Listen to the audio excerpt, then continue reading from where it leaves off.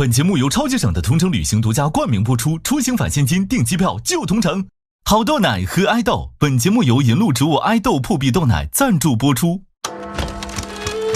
我形容自己就是爱玩、从容、讨好、焦虑焦虑悲观。我的天啊！攀爬的我，降落伞的我，以及各种，都是曾经的我。这个是你认识的6年前的我，这个现在不是现在的我。大家的关系其实还没有那么熟。我爱你，那些都不是我，那些都是我。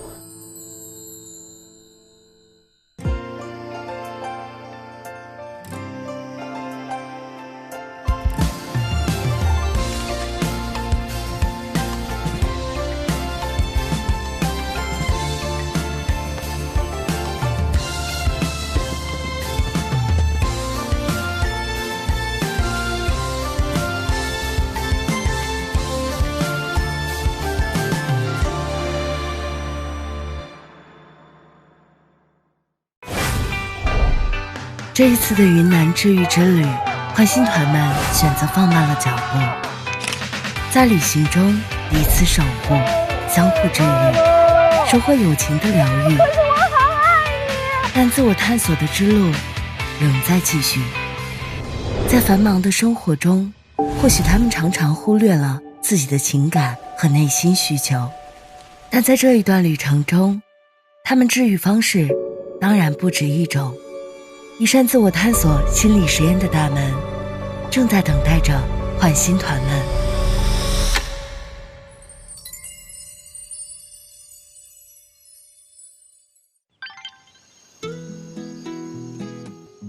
哇哇，花花喽！哇，太好玩了！欢迎大家来到咖啡画室，我是今天的带领人石宇。小雨你好。我是有18年的临床经验的心理医生。所以你今天看这7位患者，这个病症如何？你应该是比较严重，跟我一样。这位病友，原来大家会认为看心理老师一定是说生病了，但是现在会发现其实不是，我们是更了解自己，对，要更关注自己，然后也可以更好的跟自己相处。没错，是。其实，在旅行的路上，我们会有很多感受，我们都会看这个世界，我们跟他们的连接，我们跟同伴之间的连接，但是呢，很少会花时间来关注到我们自己。所以今天我们的主题就叫做花一点时间去了解自己，认识自己。所以今天给大家准备了一幅英国的 Blob Tree。它是有英国的心理学家设计出来的，这是一个非常有趣的看自己和看他人的一个测试，就是心理游戏哈。哇，那这个挺有意思。大家会看到这里面有57个小人，对，在这57个小人当中，我们要找到今天你和其他的6位成员。当你找完了以后呢，我们用颜料咖啡液把它涂成你想要的颜色。大家可以试一下。好玩哎，好玩哎！开始吧。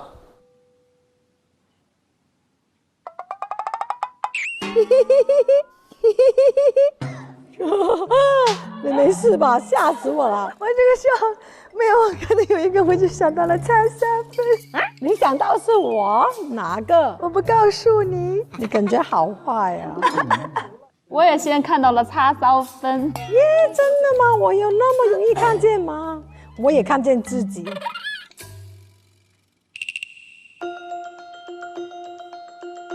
哎呦妈呀！哎呀妈！哎呀妈呀！怎么的？脑瓜疼啊，脑瓜疼。在我的心理门诊当中，我会发现问来访者一个问题非常难回答，就是说用3个形容词来反观自己，证明大家平时关注自己的时间还是相对很少。哦，真的。我形容自己就是爱玩、开心、热闹。热闹，你说的很好，典型的艺人，典型的艺人。好，到你了，到我了。坦率、接纳、从容。接纳跟从容，这个形容自己形容的太完美了。一个是 Ada， 一个就是陶欣然，给自己的3个全部都是正向的。那我们说，如果一个人给自己的评价大部分都是完全是正向的，有2种可能，一种是我就是这样的人啊，我就是这样来形容我自己。那还有一种呢，就我们也很常见的，我并不是这种状态，但是是别人期待我的样子啊，是这样的状态。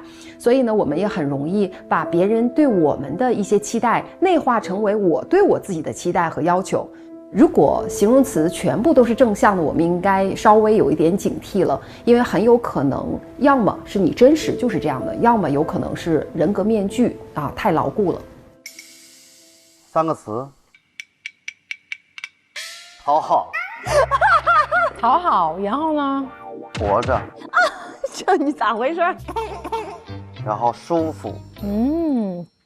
我很意外，就是他会用活着这种来形容，就是很少有人会用一个状态来描述。比如说活着，一定是我们的岁月的累积和我们的阅历是到一定程度了，他才会用这样的形容词来贴在自己的身上。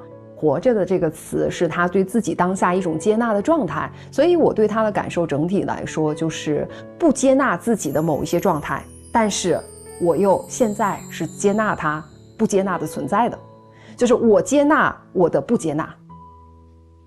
然后你呢？热爱、固执、自我。挺好的。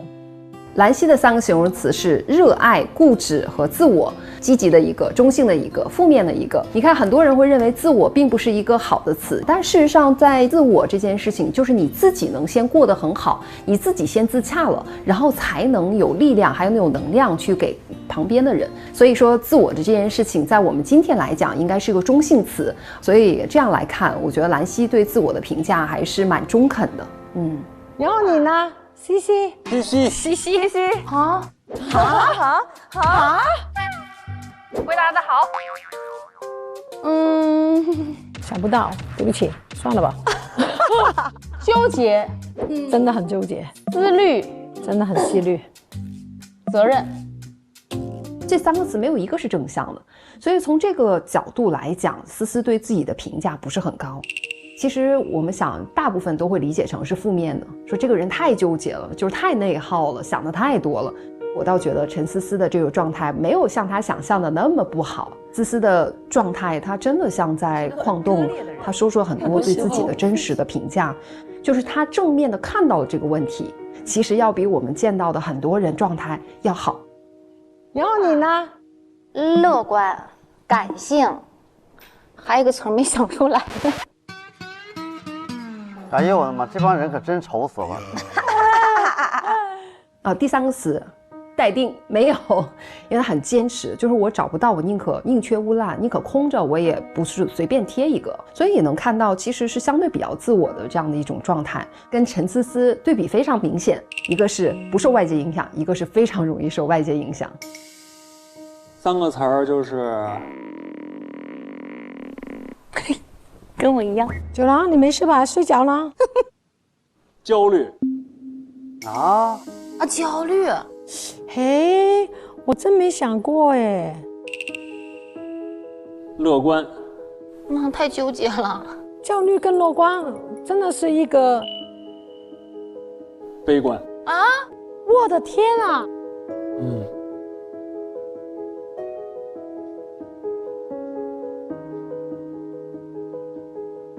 焦虑、乐观和悲观。但是真的是一个极端哦。这么明显的、剧烈的反差的词，在一个人身上展示出来，或者他自己给自己贴的就是这样的标签，还是比较少见的。如果给自己贴的形容词有这么明显的、剧烈的碰撞和冲突的人，其实他会有很大量的能量的在消耗。我感受当中的九郎，就跟他自己感受当中他差不太多。姐。 有可能你的敏感度很好，或者是说，对方有哪一些特质是你也有的。哦，比如像九郎，我们每次到了一个聊天的地方，他就永远都是默默地坐在最边上，像极了年轻时候的小的时候的我。在他身上，我觉得就是我懂得，就我懂你，我知道你。很多时候我们最了解的就是自己。其实有很多特质是当你内心也有类似的情况的时候，你就更容易看到。太不熟悉的领域的话，可能就无法去捕捉。所以我认为陶欣然她其实内心当中也有很多类似的冲突的东西，或者说相对立的一些成分吧。1、2、3、4、5、6、7，好，我画完了。你们还没画好啊？我居然不是最后一个，你看看，双子座的胜利。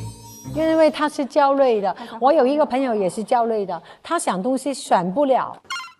这个过程也能看出来大家每个人的一个状态。可不可以加紧？因为老师必须要一起说。真的呀？真的，马上。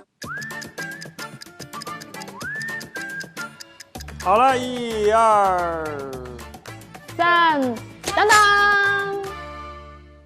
Flower Tree 呢，我们来看一下它，除了它选择的人物，还要看它选择的颜色啊。像有一些人把自己画成了暖色系，他就认为我自己对自己是很接受的。那跟自己稍微有一些距离的人呢，就相对来说是可能是另外的一个色系。位置也会有很多不同的状态。站在高处就是他很自在，很有权威感。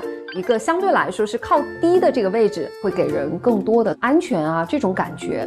从位置关系来讲，这个距离会比较远，可能是他们也不是很熟，相对比较近的，有可能是建立了一个很信任的关系。看哪个是我自己哈。20，那个有很多颜色的那个。小龙48。49是因为我觉得他很喜欢玩，但是呢，他每一样东西都会很认真的去做。我觉得哥选的是56，他的责任太大了，所以他很高。我觉得小龙老师画的可能是6号，代表他自己，因为他曾经说过一句话，现在的他不会选择锦上添花，选择雪中送炭。这个6号的人物，在我的理解里面是7号有难，他会选择去拉他一把，帮他一把。我选18吧，因为最开始其实我就想要把它选择画在18。我觉得8吧。真的每个人都不一样，而且每个人好像听上去都有道理。那小龙老师公布答案，看看哪位说对了。差一点就有一个人猜对了。哦，真的吗？所以都没对吗？差一点艾达就猜对了，48。对，他上来说48，第一张嘴说48啊，我说好神奇。因为人生过半，我特别希望我能够很稳稳当当的把这个家庭照顾好，然后安全的我多着陆，特别希望，所以我也是画一个小绿人儿，平平安安的。我觉得他就总是伸手想要去帮助别人。他就是这种很温暖的存在，就背负了很多，但他依然面带笑容。他本人呢，有一半是冷静的，但是我给他的手画了红红的红色，炙热的。就他多想抬所有的人啊，他使劲在抬，你看他好努力的抬所有的人。红油抄手吗？你这个解读真的是，你俩这2条腿可真的是。小龙老师投射的自己是一个降落伞的这个人，然后呢，你看大家对他的评价都是出手相助，非常的热心，肯帮别人，所以能看得出来，就大家的期待和看到的他的形象，跟他自己认同的或我期待成为的人是有反差的。大家能看出56是谁吗？我觉得九郎。真的说我好准确。九郎。56是我吗，哥？举着小旗儿吗？我画的也挺像，他穿了一身深色的衣服，你看那头。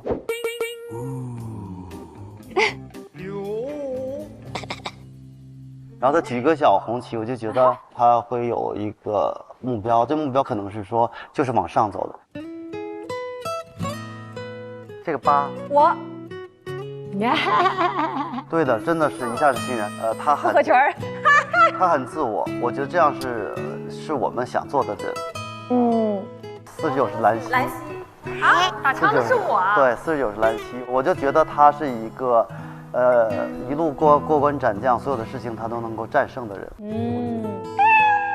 这个其实我跟思思特别逗，他觉得是我，我觉得是他，就是我们俩有很像的一部分。就那个热情过度的去帮助别人，伸出手，不管人喜不喜欢，他是一定要帮助别人，他也改不了的这个问题和毛病。这是毛病吗？是毛病，是毛病。倩倩看，因为我这2天我们聊的很多，我们也知道倩倩她自己的人生目标，就是要2胎是绝不动摇，谁说谁劝都没有用的。我一直在找哪个代表她的人生目标，她旁边还有2个人，我就觉得倩倩她是希望会更圆满吧。比心。大家来猜一下，哪位代表是 Ada？ 我48，我猜49。48玩的好高兴。我猜9， 9是你，我是9，是不是9？是不是9？我一看我就觉得他是我，因为我爱玩，然后呢，我也是一个很活力的人，我也觉得我自己开心的、不开心的我都经历过了，所以我都很多颜色在身上。然后呢，我也觉得自己是一个超人，所以我把那个红底裤给自己了。天哪！我越了解她，我越觉得她丰富，而且她热烈。我觉得她其实是有一颗少女心的。她是一个高高兴兴站在那里，很开心、很乐天的一个小姑娘。大家都知道我不想老吧？那你先一领吧。那这个不是你就是我啊，对不起，不是。那你呢？我是8。啊，对不起，不是。我觉得我应该是那52吧。对不起，不是。好，就这样吧，他们都不知道。那请 Ada 公布答案。拿11呢，其实就是兰溪。 11是兰溪，对，12是24。啊。因为他穿的绿衣服啊，你看见绿衣服里面的很多点点的，就是你很多对自己不了解哦。然后也是因为你现在穿的那个衣服哦，好吧，是男女的。加上呢，我觉得他们2个都是很好的朋友，而且我觉得对他们来说，朋友很重要。真的是。然后呢，要互相扶持。梦不离朝，朝不离梦。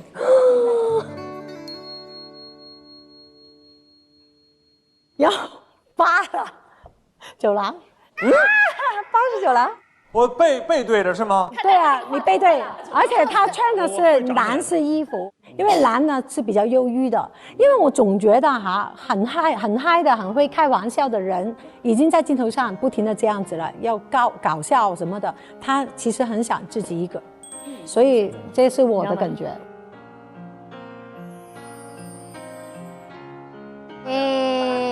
好感动呀！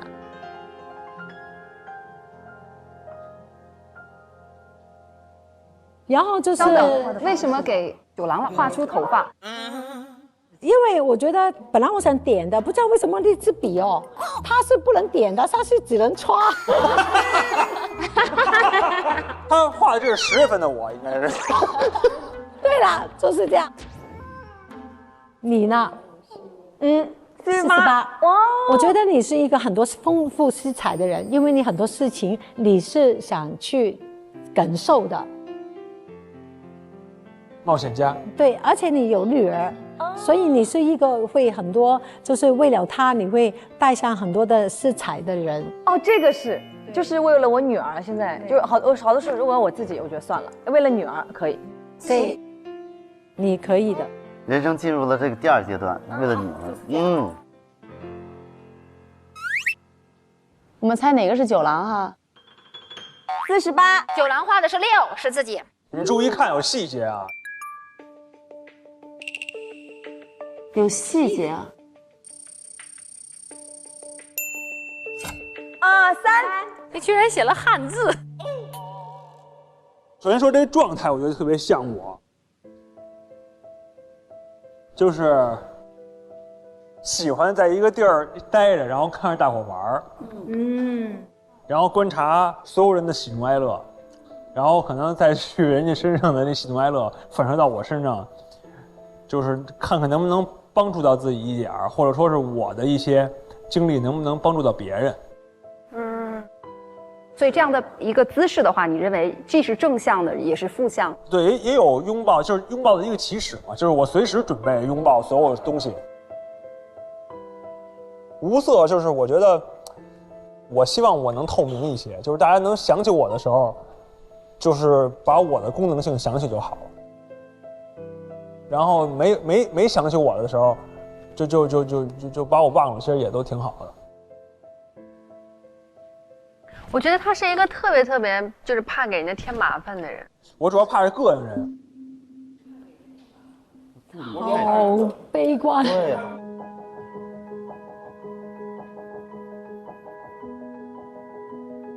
九郎他说自己是无色，但是我们给他都是非常有颜色。然后我跟艾达刚才一说，因为他是画了个无色的，我俩会觉得你有无限可能，添任何颜色都行。我俩想的真的比你积极。我没有想到他小年龄他是悲观的，对，真的是。无色本来是你看不到我，但是他又给自己的这个加上了文字无色。他希望能被看到，并且展示给每个人。有很多人赋予它的颜色都是比较重的，黑色呀、深蓝。我没有直接反驳你说不，我跟你说的不一样哦，我是红的。他并没有这样讲，而是他无色来进行告诉你，你这说的不对。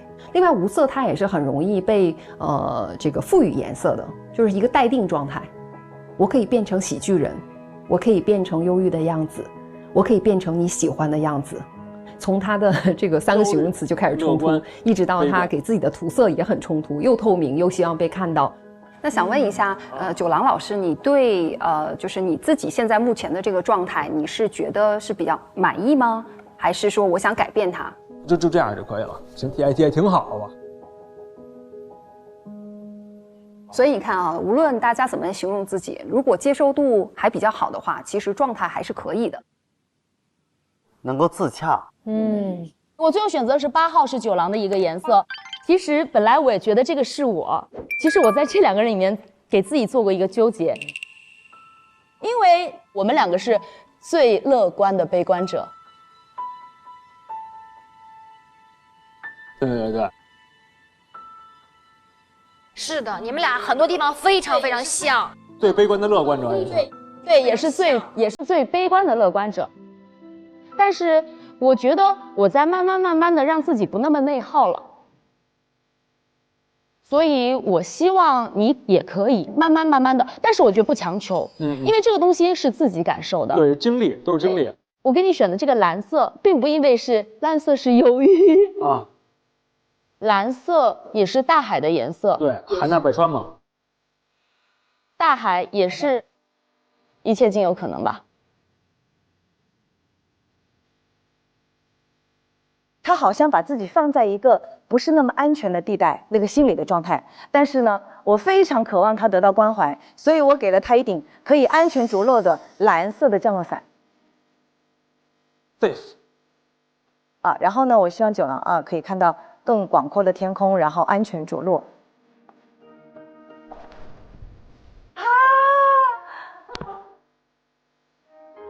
好，轮到我了。我先讲一下为什么每一个人我都是没有扎堆在一起，因为我觉得每一个人都是独立的个体。终有一天我们终要学会与自己相处。很多时候我们给予自己能量的只有自己。好正能量哦。哪一个是我？23。23。56。我猜56。这是3还是几？那个蓝色的是3，蓝色的是3。哦，那我猜3。恭喜兰溪得分，其他全错。3。首先我很喜欢3和4，3和4是我的幸运数字。还能这样？这不好猜。然后就是说，因为其实我的性格里面，冒险精神要差一些，所以我会选择他只是稳稳的站在这里，然后他也可以不被人看到，是没有关系的。而且我接受他只是站在这里，不参与很多也没关系。我选择蓝色是因为其实我一直不喜欢任何鲜艳的颜色，在过去，但是现在的我渴望我是一个像天空那么湛蓝色的那种对，所以是蓝色的。所以你用形容词是坦率、接纳、从容这3个形容词来形容自己。是，我觉得现在是匹配的，就是我接受我是一个这样的我自己。以前的我不敢展现我的自我，现在的我蛮自我的。他们说改变要改变，来改变，谁都不要改变，我也不改变。为什么？我现在就觉得说年纪大了，我只筛选不改变。郝欣然他描述自己其实很有代表性。其实他现在目前他描述的状态非常有可能不是他一下子就实现的状态，而是经过了很多的这种努力或者争取，或者内心很多冲突波澜，最后而达到的状态。亦或者是我现在依然还没有达到这样的状态，只是我期待我应该是这样子，我想成为这样的人。很像是我们在生活当中会看到有人会戴上了很多的人格面具，人格面具它其实是荣格的原型当中的一个非常重要的一个概念。如果是这种情况的话，他真实的自己和他人格面具表现出来的如果冲突过于大的话，就把真实的自己给压抑下去了，会以后可能会有很多的冲突和情绪问题产生。其实刚才欣然说的也让我会想到了一点，就是很多人他会有这种曾经因为原生家庭的问题啊，或者自己的早年的经历的问题，会有压抑的一部分的内心的东西，或者内心的情绪啊等等。那这个时候呢，我们很容易发生过度补偿。我们允许自己来做自己的这种状态，是一个特别跟自己和平共处的一种状态，就是你得先跟自己和解，然后有可能会过度补偿，后面才能达到这样的一个自如的状态。来，朋友们，来自己向我靠拢。谁是我呀？谁是我呀？谁是我呀？我觉得26。我就这么好猜吗？26号是一个在向上爬的小人。现在我自己的状况就是这样子的。就是少长不努力，老大徒伤悲啊！41岁高龄还要努力养家，也是很凄凉的。但是我觉得甘之如饴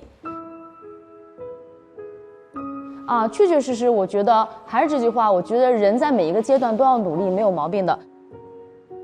那我也找不到一个颜色去定位自己，去定义自己。那么正好今天有个咖啡色，我觉得很好，恰如其分。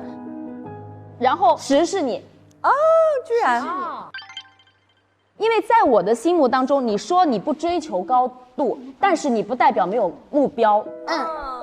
对，所以我觉得站在多高不重要，但是你有目标，而且是稳的，不是陡峭的，不是冒险的。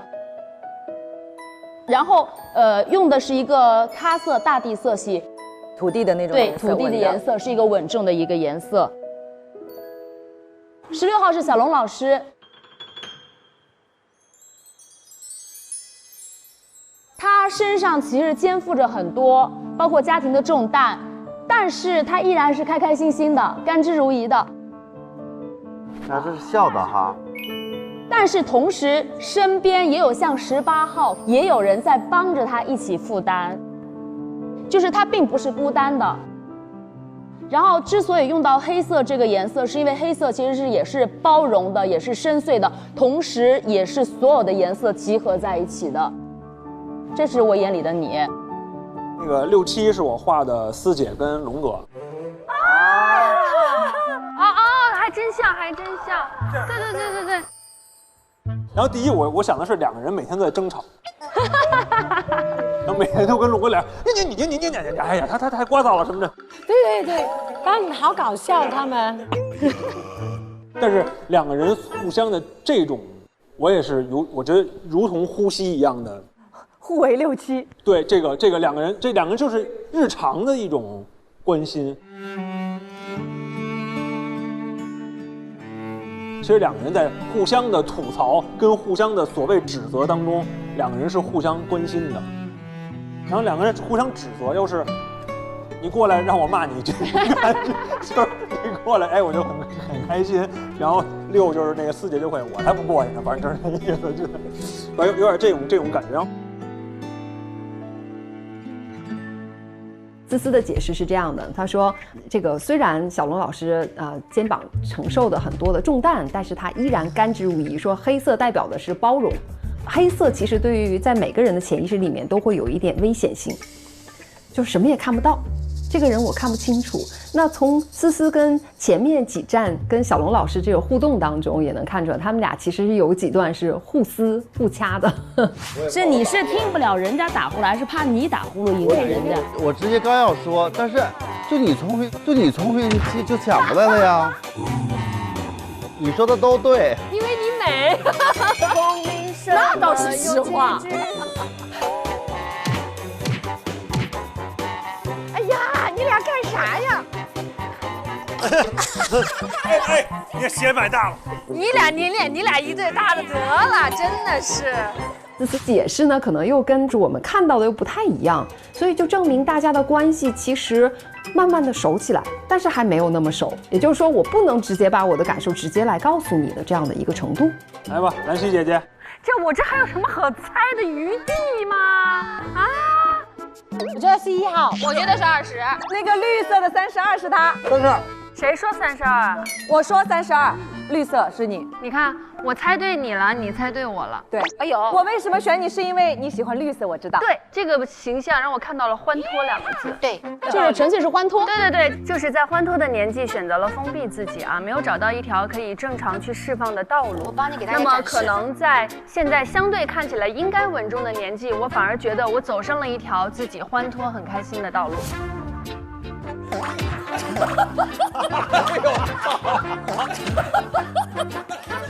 你不适合跟我们一块玩，你还是太好玩吧。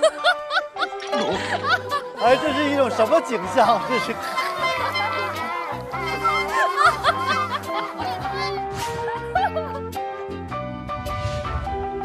丹东快乐健身球，幸福安康不发愁。啊，一定要对外发声，拒绝内耗。兰溪姐给我最大的印象就是玩那个网球的时候。健身球那叫这是健身球。然后我觉得她就是自己在自己的世界里头玩得非常开心。发疯文学，玩得高兴着呢。放飞自我。然后更可怕的是，来，请看，20、10和16这3个人，思思跟我选的是一模一样的。啊，真的啊！你看看，我们俩完全没有看对方，这个就是欣然嘛。因为蓝色相对代表这个冷静和理性一点，我会觉得他平时好像是淡淡的，都可以，但是关键问题上绝不妥协啊，是，对，就是自我的输出是一定是独树一帜的，而且这个是要坚持到底的。所以这个选择他绝不妥协，绝不妥协。然后这个反正就是我心目中的思思吧。大红色，哇，好多人都用大红色形容思思。你快把你们烧死了是吗？哎，你快闭嘴！就浓情又热烈，这是浓情热烈吗？这个，我是带刺的玫瑰。他会不管这个人是谁啊，只要他看见了，他一定会过来扶一下。对，这个9郎吗？对，其实我也是最后一个画的9郎。9郎那么难画吗？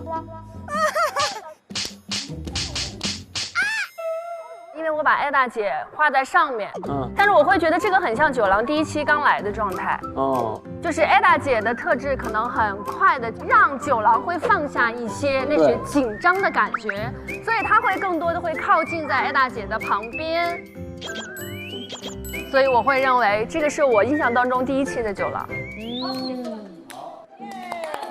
好精彩！来吧，最精彩的来了。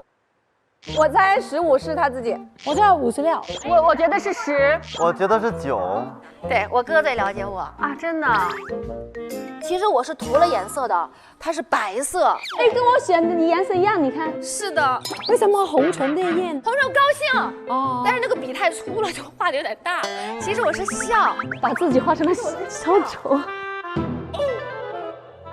我觉得只有这样的时候是我特别自在的时候，而且那个风呢是我最爱的粉色的风，就是一切都是在我最爱的氛围里，而且我给我画了粉色的脚，就是你们让我连脚下就是我所有走的路都是我最爱的，脚底生风，我特别感恩你们每一个人，你们真的让我做了我自己。52是你，你给我感觉是什么都不记得，什么都好像是那个比较放空的那种，但是呢，你又有自己的理想的，所以你做得很高，你愿意去冒险。39号是倩倩，看电视。哇，这太像了，这么可爱，我看见。不管旁人是用什么样的表情看待他，但是他在他自己的世界里就是沉浸在内心里。选择这个白色也是一个无色，或者说也是一个透明色，就是说它是干净的，是透明的，是无色的，是不被定义的，你可以自己定义你自己。3号是倩倩。我也觉得是我，对，就是黄色嘛，会让人觉得很明媚阳光。就是那句谁也不能定义你，你有你自己的定义。我马上别哭。然后56是倩倩，在这儿拿旗子，黄色的，黄色也是我非常喜欢颜色。就倩倩是一个，其实她，你说她迷糊吧，都好像又清晰，就是她好多时候她都是可以拿着旗子去摇旗呐喊的。然后也精力非常充沛的这样的一个人，而且其实我非常羡慕这样的人，他是可以喊出自己内心的声音的。你知道吗？我心里永远放不下的事儿就是我没能参加你的婚礼。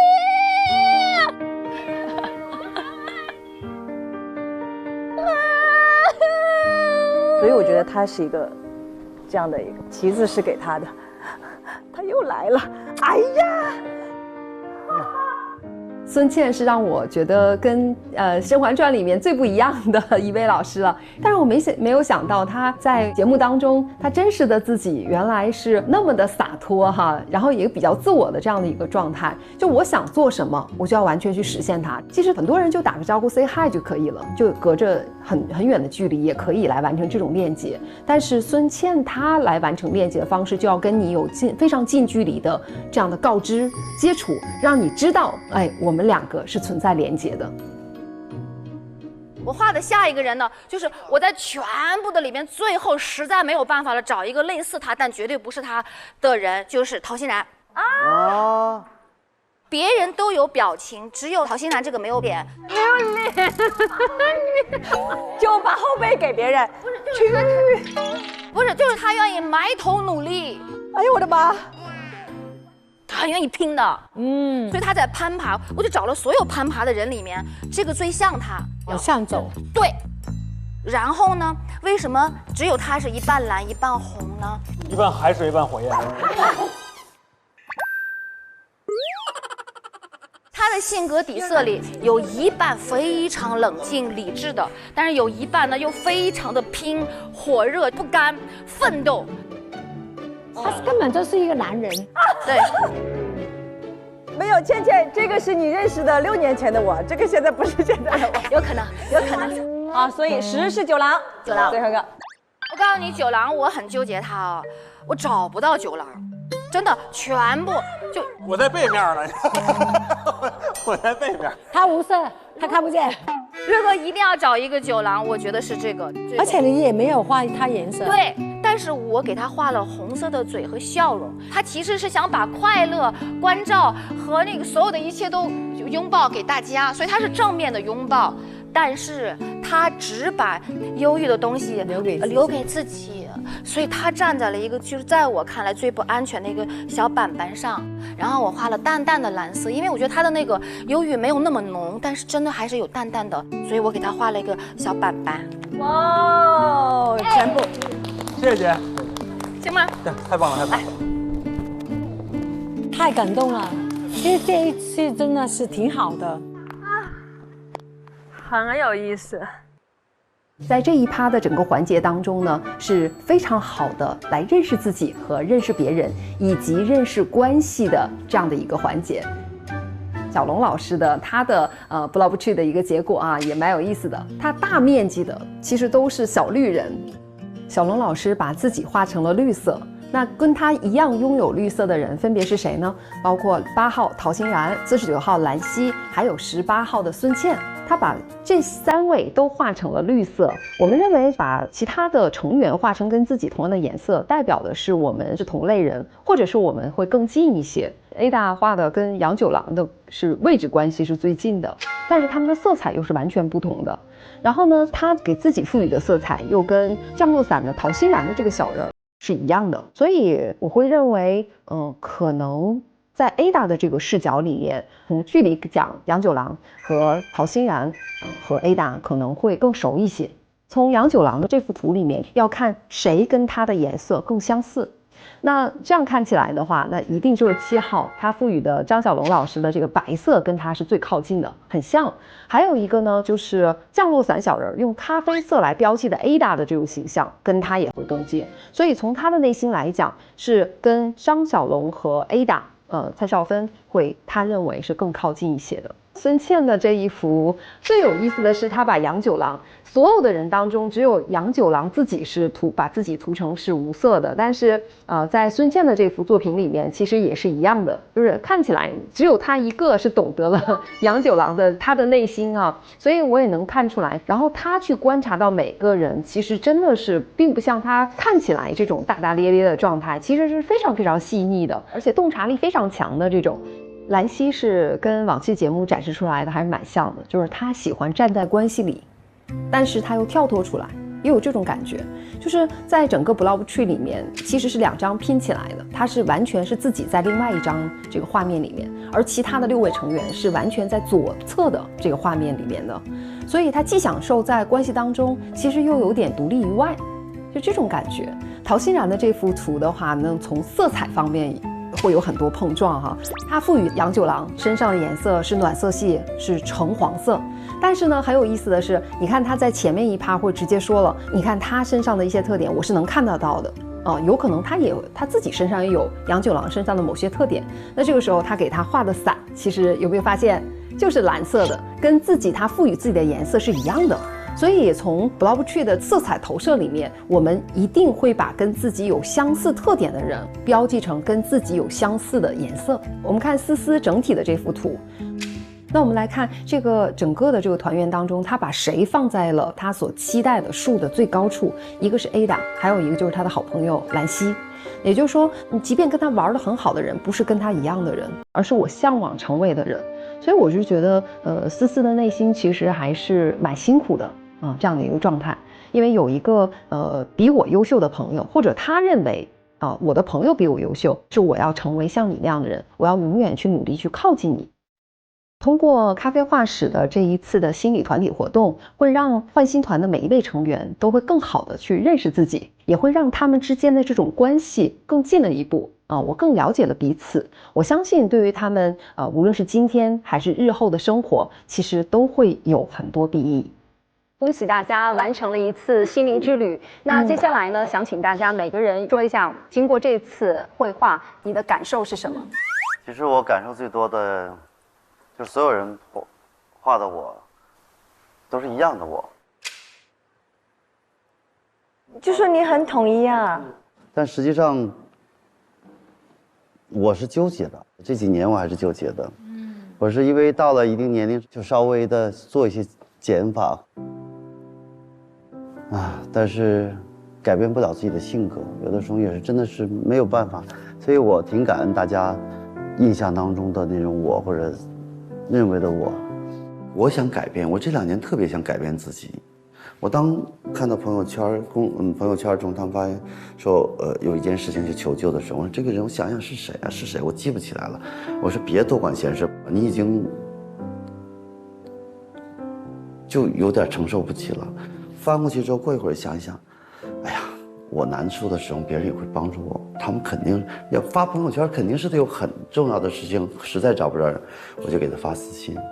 就是因为我太多人帮助过我，从小镇走出来到今天，肯定有很多的帮助过你的贵人。我也希望我成为别人的贵人。那我就不改了吧，就是这样吧，我觉得挺好的。只筛选不改变。就是因为也改不了，我觉得就是说江山易改。秉性难移。想跟大家来插一小段啊，就是我们整个人格当中，包括气质类型和性格，其中性格是可改变的，也就小龙老师刚才讲的这部分，其实是有机会去改变的。但是呢，我们不能改到什么样子，就是完全反拧180度的转变，那样是不行。比如说我是内向性格，我要转成像 Ada 一样外向的性格，那绝对是不可以的。那达不成还会消耗很多，所以是可以微调，但是不能反拧。这个我相信。我经常会说到最后也有一部分微调了，有一部分自洽了。对，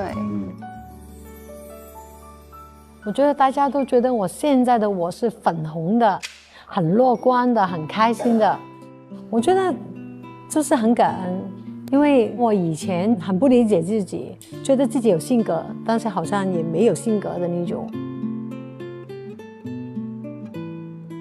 我那时候也是很自卑的，真的，我就很没有安全感，并不是他们说的要站在高高上，我很安全，也可以带给人。以前不是这样子，我很感恩，就是我的经历，像你刚才说的，有经历过，然后去到现在的我了。每一次我会真的去像很多人说的，就是翻盘、复盘。对，我天天复盘自己。我今天有什么，我要好好记住，我要好好去感恩。有些东西我已经做错了，我要怎么去下一次不要再发脾气了，不要用这个态度去跟人家说了。所以我永远希望像你们说的那种快乐的小人，快乐的小女孩，丰富的、快乐的、幸福的。对，是的，我们很多时候都会认为，那他为什么这么快乐？一定是他的这个现在的处境会比我要好，所以他比我要快乐。事实上不是这样的，也许他也经历过很多的痛苦、挫折，或者更大的一些什么样的经历。这也是我们在心理学有一种游戏啊，叫英雄之旅。其实也是在不断的自己成长的一个过程，所以很多时候就是不是那些困难摆在面前，他一直都过不去，而是当你成长起来以后，那所有的原来的打败你的困难，到现在了你强大了，那都不是问题。我大概是这5年的时间，我才开始真正学会自信和自洽学会与自己相处。其实倩倩画的这个攀爬的我，降落伞的我，以及各种都是曾经的我，但是现在我全然接纳我只是站在陆地上的我，所以我接纳我现在这样，因为我一直是一个活得很有分寸、很有规矩的人，然后也不能够容许自己做出什么出格的事情，所以我觉得这次对于我而言，我觉得最大的收获就是，大家好像看到了另外一面的我，比如像我说是一个圆的话可能在过往别人只看到了这一部分的我，但是其实我也有天真的、幼稚的、可笑的、癫的一面的我。我觉得逐渐的越来越放肆的我自己，大家才有可能看到这一面的我，我觉得挺好的。我甚至接纳现在可能有人对我的误会，我甚至觉得说误会就是误会，也不需要解释。我是这样的，你信我就信我，你不相信也就不相信。但是我曾经有点纠结，我想我不是这样的人，为什么他们会觉得我清高呢？所以就是我已经度过了，对，就是我是开心的。对，在《甄嬛传》里面，其实好多的心理老师会去拆解里面的对话的一个技巧，就是如果别人来质疑你说你为什么那么清高呢？你怎么样？然后如果你一下子来回应他，我没有啊，为什么没有啊？这个时候你就败了，因为你会陷入到他那个逻辑里面。自证，永远不要自证。是的。对，自证的逻辑是不对的，所以说我们说一个人真正强大起来以后，你不用去自证你自己，而是其实要换一条赛道。是，然后有一句简短的话，我想说给我自己，我也想说给我所有的伙伴，就是外界的声音只是参考，如果外界的声音让你不高兴，就不必参考。也可以骂2句，然后就不参考。骂2句是狠的嘞。就是想起2首歌来，那个叫《那些都不是我》，唱歌的人叫大张伟。反内耗鼻祖。最后一句歌词写的就是那些都不是我，那些都是我。然后呢，呼吁大家吧，自洽万岁。来。首先我今天就是还是蛮意外的，大家对我的评价如此之一致。说明我所有的一切大家都是看在眼里的，那我觉得不管是过于炽烈、过于热烈或者过于浓烈的也好，起码我做到的大家感受到了。那么度这个东西嘛是可以调整的，首先我给了，对吧？对。那从这一点来说，我觉得我对于我自己是满意的。第二点上来说呢，你想要的和你能不能做到的不匹配，才会产生内耗。这件事情在上一站的时候对我来说是最大的困扰，但是我非常庆幸，我在这一站虽然还没有办法去解决，但是我找到了一个小小的一个出口。也许本来这幅图画我需要用上1个小时、2个小时才能找到，但是在这一站里面，我虽然不是第1名、第2名，但是我也不是最后1名，这对我来说已经是个非常大的进步。所以说，我对我自己相当的满意。好，不 emo 了，真不 emo 啦。所以呢，我们其实看到就是不需要来比较，说我跟其他人来比，我只要比我过去要更好一点，其实就好了。这样的话，你就会进步得特别快。对。其实我想啊，在这整张图上，如果是以前的话，我应该会选择27作为自己。它其实是一个就是观望的一个状态。很多时候有一些场景我是在的，我是很想参与的，但是我面前没有那条路，我也迈不出那条腿，所以我只能选择在原地观望。但是我内心其实沸腾的，就是那个度已经很高了，但是我外表看起来仍然平静如水。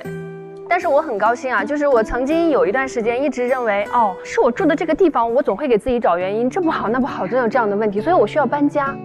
我觉得搬到那个地方我可能会好一些，当然我搬到那个地方可能我会好一小阵儿，但是我突然发现我又要延续那种不好的一系列了，我也可以找理由。对，然后我就会自己晚上躺在床上，我在想，我说其实我很知道这些都是假象，都是自己骗自己，所以说我今年4月份我又搬了一次家。但是我就跟自己说，在这次搬家之前，我不再寄期望于一个新的环境，因为我已经意识到，在任何地方能和自己相处的好，这就够了。对对对，跟自己相处的好，就是说内心如果足够平静，外界就可以做到大部分的鸦雀无声。现在温柔了，包容了，啊，格局也大了，眼界也宽了。我真快乐，就还是那句话，觉得自己很多时候快乐的像个傻瓜，但是我太想一直做这个傻瓜，就傻下去了。傻。好，来，我感受到了满满的幸福，我感受到了满满的爱，太幸福了啊！就连咖啡。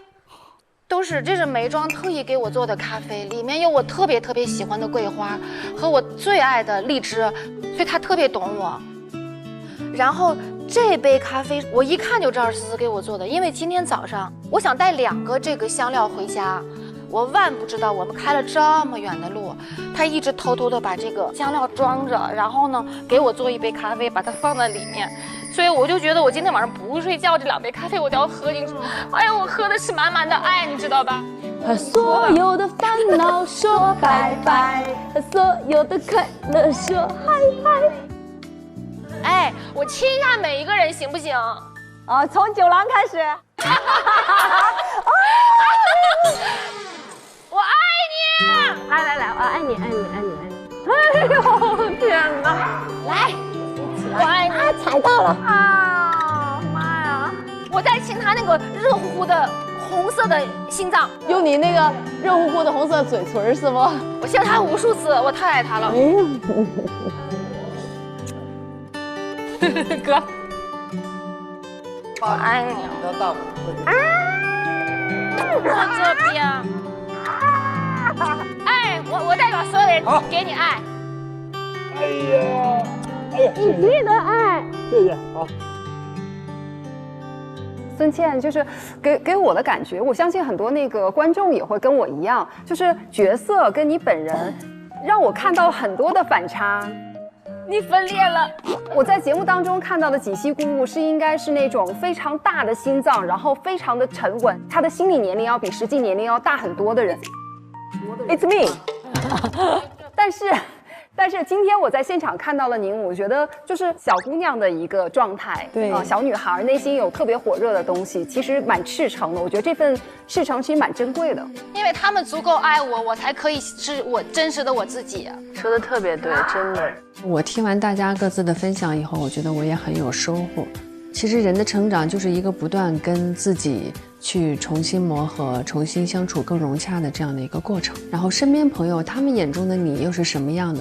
可能你在他们的嘴里会听到很多的惊喜和意外，然后也会发现有一些小小的不足。但我觉得这些都是生活中可以被允许看见的真实的、可爱的小瑕疵。我很享受这个过程。在心理老师的这个帮助之下，每个人都在打开心扉，大家的心呢就特别深的连接在了一起，而且彼此之间非常非常的懂。我们大家都已经是一个像家人一样的一个氛围了。特别希望今天我们在这一趴这个环节里面，大家能够看到自己，也能更多看到别人。谢谢老师，谢谢。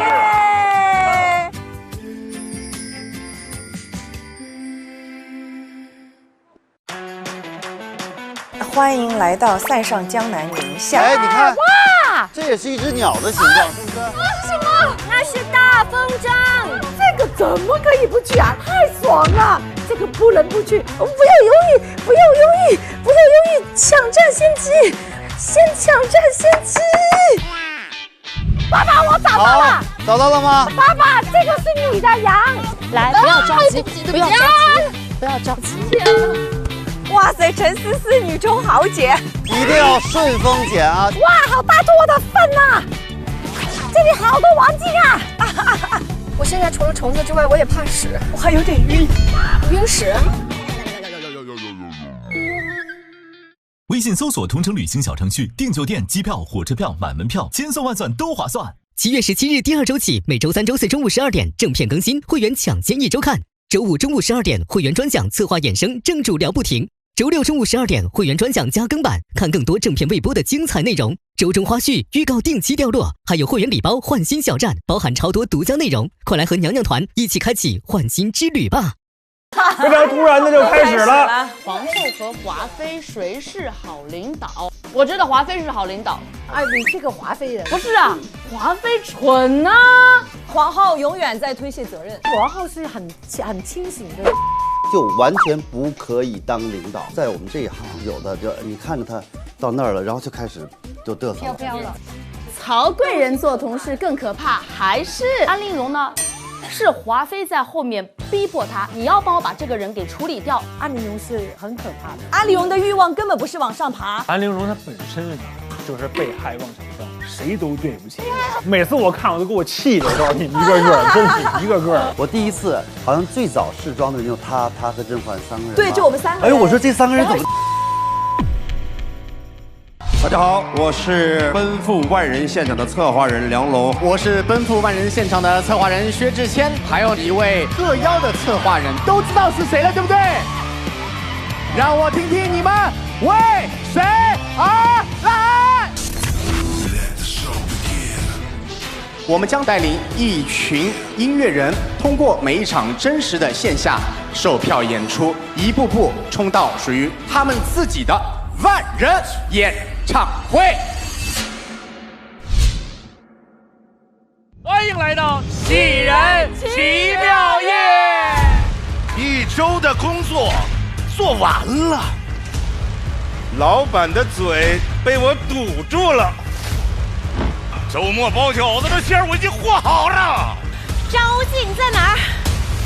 可以来约我了，因为周五我们下班了。